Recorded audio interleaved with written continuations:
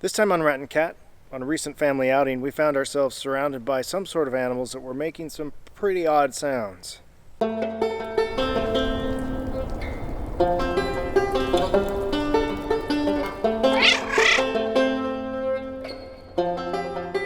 this is Rat and Cat, and I'm Nakia, where we search for those who have gone missing so others can learn how to survive.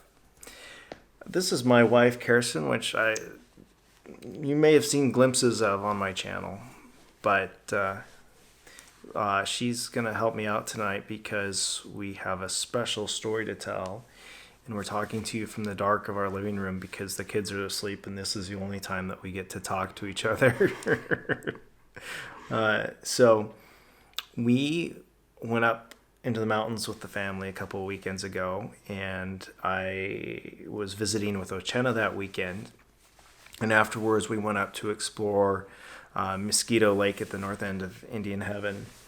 And we were coming back down from there, and I wanted to stop by a cave that's right by the road, just show my kids that just really quick.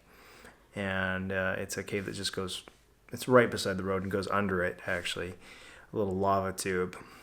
And so we pulled over, and Kirsten didn't want to get out. But the kids and I got out and kind of explored the entrance. We weren't really going to go in much because we didn't have time. It was getting towards dark.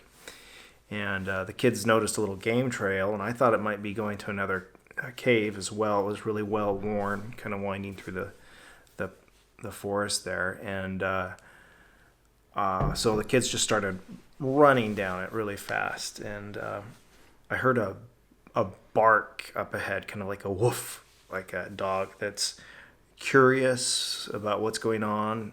It's kind of a warning, calm, curious bark. I don't know if you've ever heard a dog make that sort of a sound. And we were kind of getting out there into the woods a little bit more, and I thought, oh, there's somebody camping over there. And I said, kids, let's come on back. Let's turn around. We're getting kind of far away from the car, and there might be somebody over there camping, so let's head back. And about that time, I heard kind of another howl. It was like a hound, like a baying a little bit, but short, almost like a bark as well, but a hound sort of ow sort of sound. And that was about, I don't know, 300 or 400 feet in the opposite direction, kind of, or west of where we were, I think. And I thought, oh, there must be somebody camping over there too. But what was odd is there is no following bark. Usually a dog will start barking more and more, or he'll hear the owner talking or something. There was nothing like that. But I forgot about it because at the time, and I just headed back to the vehicle, and we were poking around the entrances to the cave, and Kirsten came up and said, let's go. And she'd been kind of cranky all that evening. And so I thought she was just cranky. But when we got in, she started telling me about her experience. Cranky. Mm-hmm. Isn't that true? Tired? Tired. She was tired. Well, I was trying to sleep in the vehicle there for a little while, and then I don't remember why I stopped that, but anyway, I got out and I was looking around, and I heard what sounded like an owl, but really a loud, like large owl. I don't think it could have been an owl, but it was like a hooting kind of sound. And it was strange enough that I was like, I don't know what's going on. And so I stood up on the kind of the running boards of the vehicle and was like trying to get a better look across the road into the forest that was across the road, because that was where it sounded like it came from.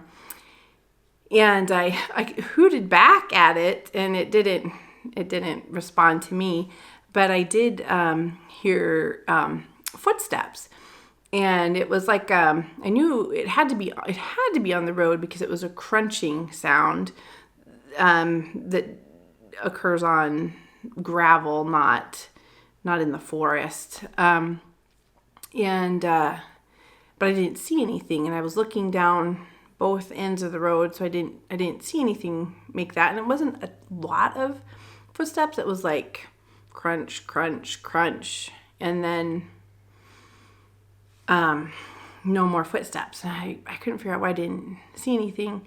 And then I listened some more, and I heard a similar hooting, but it was farther, like kind of back behind where we were, and like far enough away that like it had to have been either a different animal or something that could fly. But again, it was way too loud to be an owl.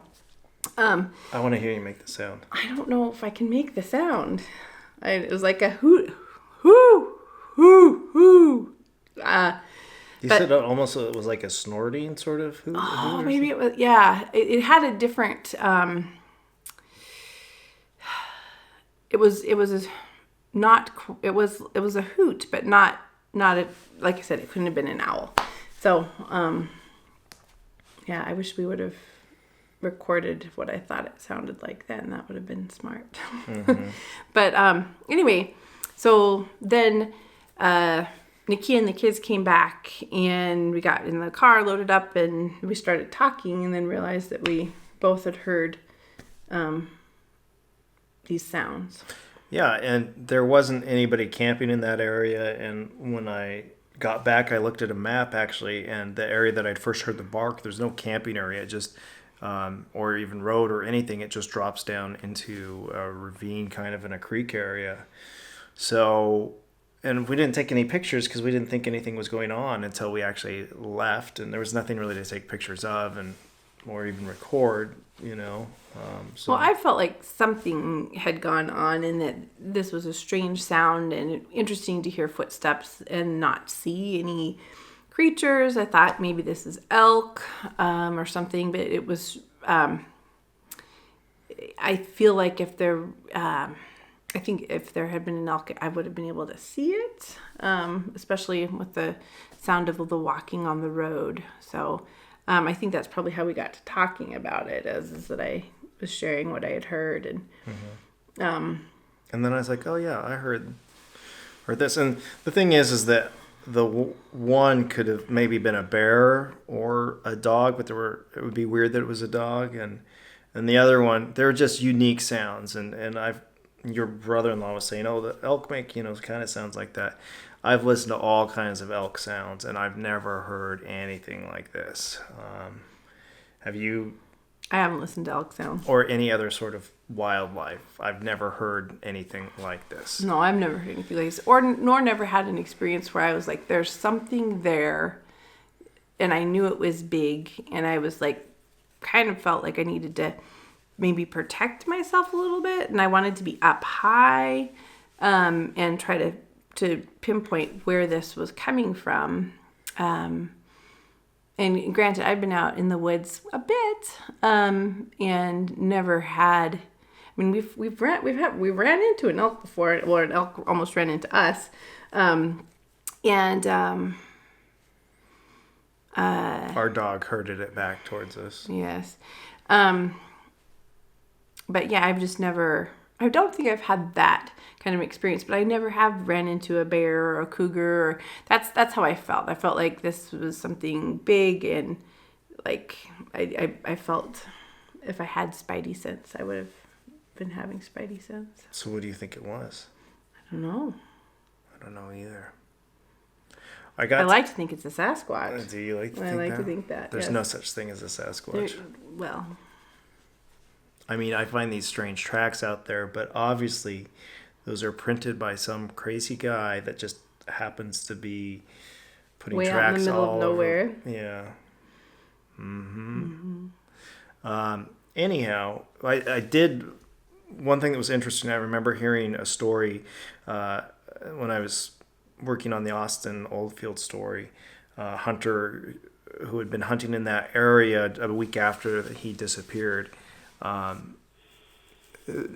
Talked about how he was elk hunting in a tree and calling an elk, and he started hearing these sounds coming around. And I don't remember, I think one was kind of like a barking and one was a hooting and one was other, but it was obvious that there were three things closing in on him. And he started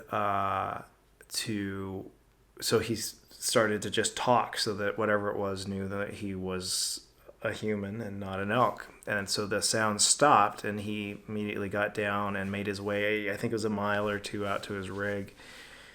But whatever it was, kind of, he could hear it following him, tracking him on either side all the way out. Ooh. And it just reminded me of this.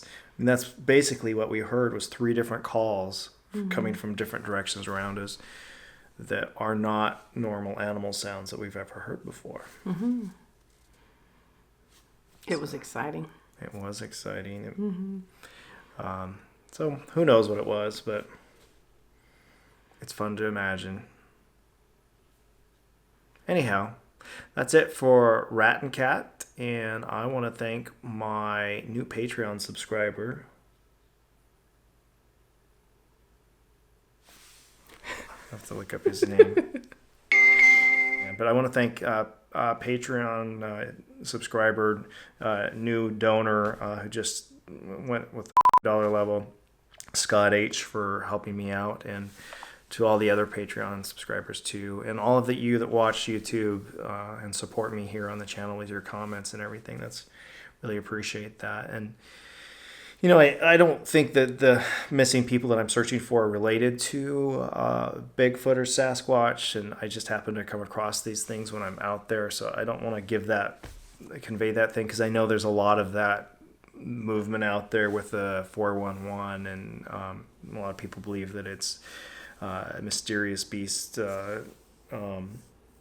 taking people and stuff like that, and that's not what I believe or am trying to insinuate. I think that definitely some animals have gotten people that we don't know about, and that's why some people disappear. But there also happened across the river. Oh, that's true. In Oregon, there was just somebody that got taken by a cougar, right? Yep. Did they find the body? Mm-hmm. That's sad. Yeah, very. I actually haven't looked into that much. I heard about that a little bit. That's the second cougar in this, the Northwest this year, which is really unusual. And we had a close cougar encounter, like I talked about a few episodes back, where it was 12 feet away staring down this cougar, and I just backed away from it as I let our goats go. And that was, I wonder if there's, and even the coyotes early on were coming really in more aggressively towards the goats. And even in the summer, which is odd. Usually that's a winter thing. Yeah, so, and it seemed like a pretty normal summer, but something weird is going on this year, we think, with the wildlife. And feels different. Maybe there's just more houses being built, but I don't know. What do you think? I'd love to hear your comments in the comments below. And and like, subscribe, and share. And really, especially for the episodes that have to do with life-saving, hiking, backpacking, wilderness skills, those really could save a life when you like and subscribe to this channel and share it with others. So anyhow, love to hear your comments below. We'll see you next time here on Rat and Cat.